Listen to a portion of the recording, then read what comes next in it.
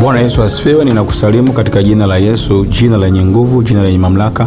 Popote ulipo katika bara lolote, nchi yoyote, mikoa mbalimbali katika nchi ya Tanzania, ninakukaribisha tena katika kipindi chetu cha Kuna Gumu kwa Mungu, kipindi kinachokujia kwa jina neno la Mungu na maombezi. Langu jina ni Bishop Emmanuel Sinduije, mwangalizi wa makanisa ngome ya makimbilio duniani. Kabla ya yote tuombe kwanza. Bwana Yesu, asante kwa ajili ya msikilizaji huyu. Asante kwa ajili ya wakati mzuri utupa neema na kibali. Tunaenda kujifunza neno lako Bwana. Ukasema pamoja na sisi katika neno hili likatufae katika mwili na roho na kutujenga na kutuimarisha katika jina la Yesu Kristo. Amen. Ndugu msikilizaji, nikukaribisha tena leo katika majira ya leo. Leo tutajifunza madhara 10 ya kutoa sadaka kama sheria na kidini. Madhara ya kutoa sadaka kama sheria na kidini. Hii imekuwa changamoto kwa watu wengi mbalimbali. Wamekuwa wakitoa sadaka lakini hawaoni matokeo. Watu wengi wamekuwa wakitoa sadaka lakini hawaoni matokeo. Sadaka ni sehemu muhimu katika maisha ya Mkristo, lakini Mungu hakuweka sadaka iwe mzigo au sheria ya kidini au mazoea yasiyo na uhusiano wa moyo.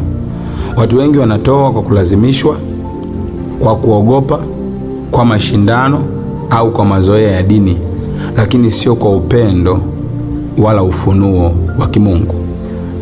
Wakorintho wa pili 9:7 Biblia inasema kila mtu atende kama alivyokusudia moyoni mwake, si kwa huzuni wala kwa kulazimishwa, maana Mungu mpenda yeye atoaye kwa moyo wa ukunjufu. Biblia huwa inazungumza. Kwa Mungu haangalii kiwango cha sadaka kwanza, anaangalia hali ya moyo wa mtoaji. Hilo swali kusaidie. Tuangalie maana ya sadaka. Maana ya kutoa sadaka kidini.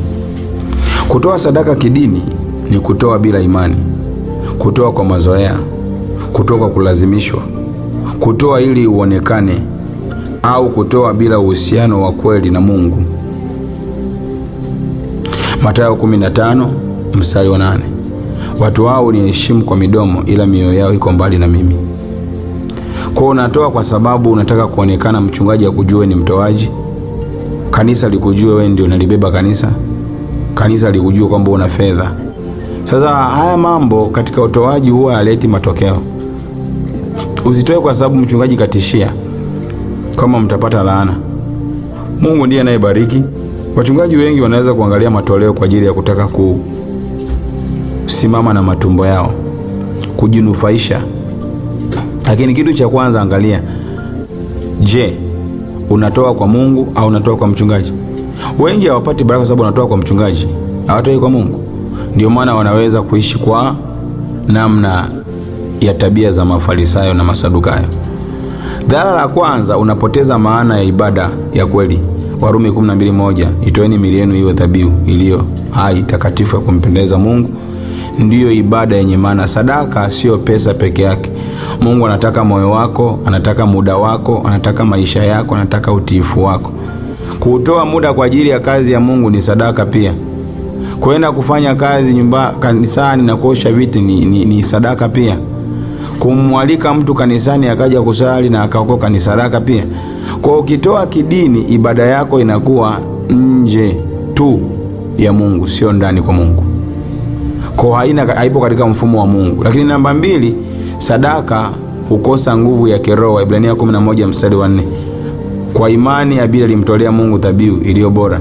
Imani ndiyo huipa sadaka uzito mbele za Mungu. Sadaka bila imani huwa ni tendo la kawaida tu la sheria. Namba 3, unaanza kumtumikia Mungu kwa mfumo wa biashara unapotoa kidini. Matendo ya Mitume 8:20, fedha zako na zipotelee mbali pamoja nawe. Kisoma maandiko vizuri, yule jamaa anataka atoe hela ili apewe kipawa na yeye awaombee watu wawe wanajaza Roho Mtakatifu na wapone. Kwa watu wengi wanatoa kwa mawazo ya nikitoa Mungu lazima atanipa, atalazimika kunibariki. Mungu habariki kwa sababu ya ujanja, anatazama moyo. Mungu habariki kwa sababu umetoa milioni au 500,000. Mungu anaangalia moyo. Unapoitoa sadaka yako na moyo ukoje? Kwa wengi wanatoa na mpaka leo wana kesi za kuhama makanisa na kuwa malaya wa kiroho kwa sababu hawajui. Ndio maana leo hata sadaka ya zaka inatolewa kwa sheria. Sadaka ya zaka sio lazima utoe kanisani kwenu. Kama kanisani kwenu umeshatoa sadaka muda mrefu na uoni matokeo, hama. Sio uhame nini? Yaani lazima uhame uelekeo utoaji wa sadaka. Kuna watu, Biblia imesema hata kitabu cha Yoeli, kama mchungaji aombi, makuhani wamenyamaza kimya, waombei watu. Si watu wanaharibikiwa, kisha haribikiwa, kwa nini sadaka walete tena? Mungu anazuia, na unaweza kushangaa una hamu ya kutoa kwenye hiyo madhabahu. Kwa usitishwe na mtu kutoa sadaka kisheria kwa mtapata laana. Mungu kwanza hana shida na sadaka. Mungu ametumia njia sadaka kama tuonyeshe upendo na heshima kwake. Lakini vitu vile tulivyo navyo ni vya kwake.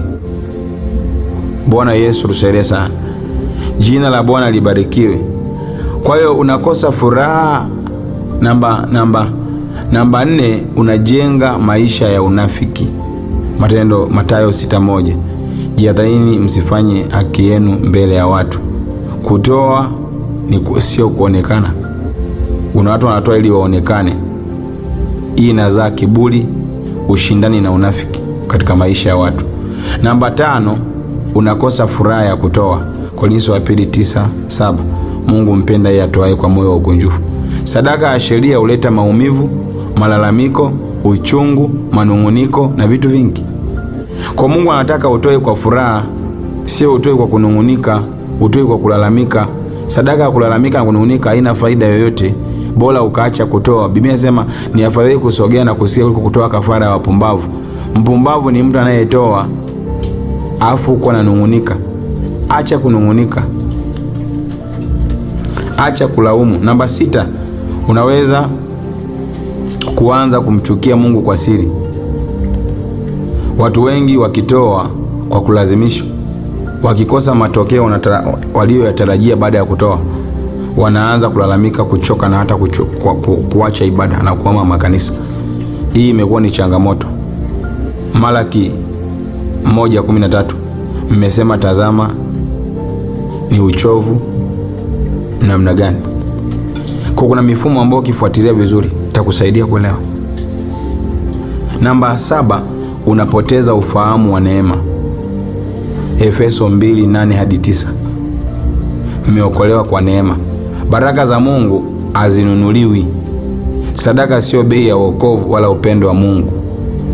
Hata kama kuna sadaka sio ya ukombozi, sadaka ya agano, sio sadaka ya nini, haina shida. Sadaka zinatolewa, lakini usifikirie sadaka inaweza kumkonvinsi Mungu ndio ashuke kuja. Hapana. Kitu cha kwanza Mungu anaangalia moyo wako. Sasa umetoka kuzini, umetoka kutukana, umetoka kuiba, sadaka yenyewe unayoinua ni sadaka za mambo mengi. Kuna watu wanahongwa, kisha hongwa ndio wanaleta sadaka Jumapili kanisani. Sadaka za alizohongwa na mshangazi. Mimi nasema na mjombazi pia. Kwa kuna watu ambao wanaishi maisha ambayo sio mazuri, sio matakatifu, afu anainua hiyo sadaka, analeta kwenye madhabahu. Yesu tusaidie sana. Kwa Mungu akisema aanze kuchambua aina za sadaka ni kipengele. Kwa kitu cha kwanza, acha kutoa sadaka kwa sheria. Toa sadaka kwa moyo wa kupenda. Namba 8, unafanya utoaji kuwa mzigo. Mathayo 11:30. Kwa maana nira yangu ni laini na mzigo wangu ni mwepesi. Mungu hakukusudia utoaji uwe mateso. Utoaji wa kidini huleta pressure, hofu na mzigo wa kuogopa wachungaji na vitu vingine. Kwa nini tuishi maisha ya uoga? Kwa nini tuishi maisha ya kuogopa? Hapana. Unachotakiwa kujua, utoaji hautaki kuwa mzigo. Utoaji unatakiwa kuwa kwa furaha. Namba 9, unaweza kutoa nje ya mapenzi ya Mungu. Mwanzo 4:3-5. Bwana akamkubali Habili na sadaka yake, bali Kaini hakumkubali. Hakumtakabali. Alimtakabali Habili, Kaini hakumtakabali. Mungu haangalii sadaka tu, anaangalia moyo, maisha na nia ya ndani. Kwa nia ya ndani, kuchunguza moyo, maisha yako, nia ya ndani. Lakini namba 10 ya mwisho, unajenga uhusiano wa nje badala ya uhusiano wa ndani na Mungu. Yohana 4:23. Waabudu halisi utamwabudu Baba katika roho na kweli. Mungu anataka uhusiano, Mungu anataka upendo, ushirika wa kweli, sio dini tupu. Kwa Mungu anataka utoaji wa aina gani? Unaweza kuwa na swali. Sadaka ya upendo, Yohana 3:16. Sadaka ya imani, Ibrania 11:4. Sadaka ya moyo safi, Zaburi ya 51:17. Dhabihu za Mungu ni roho iliyovunjika. Lakini nataka sadaka ya furaha, Wakorintho wa 2:9-7. Bwana Yesu asifiwe. Jina la Bwana libarikiwe. Hizo ndizo namna Mungu ambazo natamani akuone ukitoka katika hizo njia. Lakini pia namna sahihi ya kutoa sadaka. Namba 1, toa kwa upendo. Korintho wa kwanza 13:3. Nijaposema kwa lugha, nijapokuwa na mali, nijapotoa mali zangu zote, nisipokuwa na upendo, hainifaidi kitu. Namba 2, toa kwa imani. Namba 3, toa kwa hiari.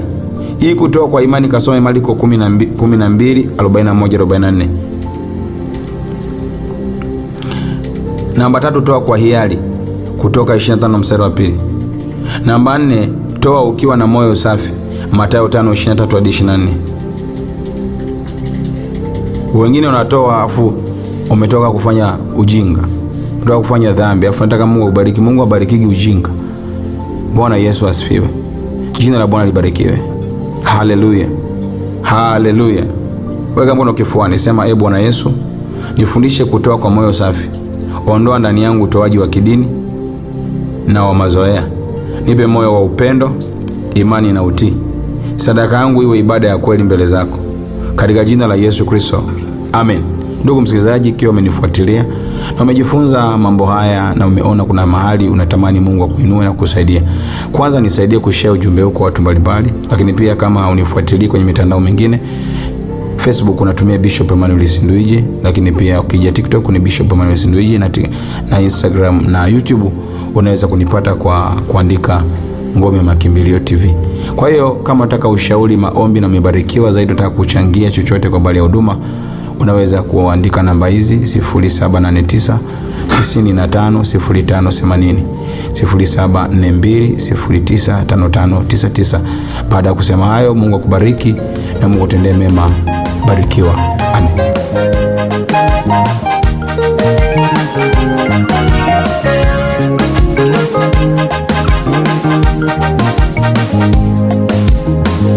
Mafungo yamekatika, dhambi haina nguvu tena.